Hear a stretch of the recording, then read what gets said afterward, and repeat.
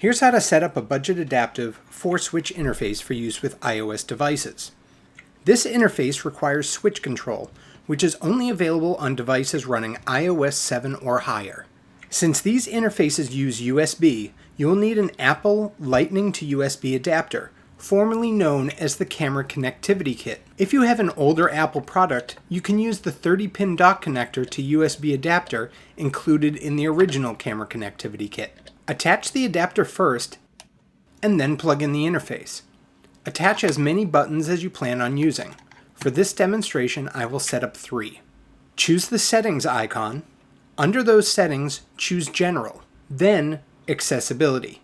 Then scroll down to Switch Control. The first toggle turns switch control on and off, but don't turn it on until we've configured the buttons. Click on Switches. From here, choose Add New Switch. It will prompt you to name your switch. I'm going to use the colors of the button. If at all possible, Apple suggests a minimum of 2 switches, one to move to the next item and one to select an item. So let's do that.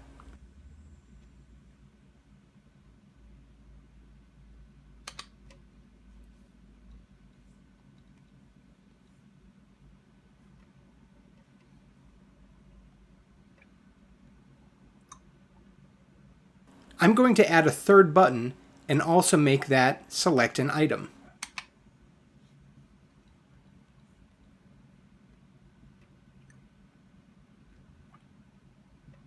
I'm going to make a switch recipe with this one. Go back under Switch Control and choose Recipes. I'm going to make one called Tap, and then I will assign that to this switch. I'm going to add a timeout, so if I stop using this gesture for a minute, it will revert to its standard controls. Make sure you turn on switch control now that it's been configured. Once you do that, you can start navigating around.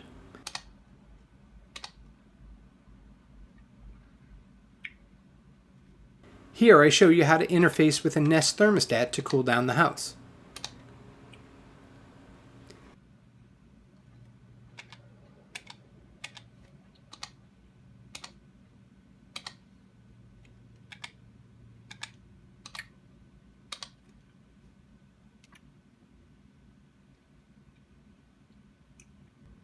Here I'm going to show you the game Cannibalt.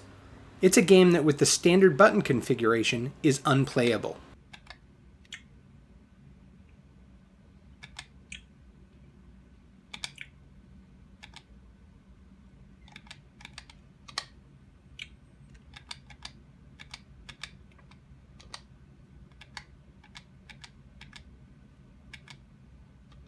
We're going to select our tap gesture, which will turn off the standard controls.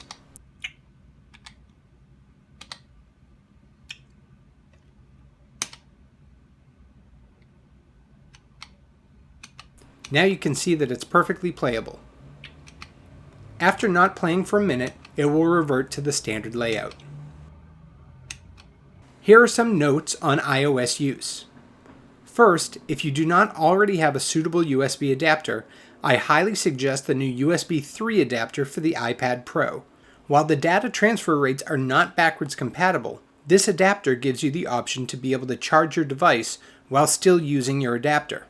The cable is also more robust, so hopefully it will last longer. Either way, if possible, I do suggest adding some heat shrink tubing to your adapter to reduce the chances of damage. Secondly, if you need to unplug your interface, remove it from the adapter first, then remove the adapter. Wait a full minute before plugging the interface back in.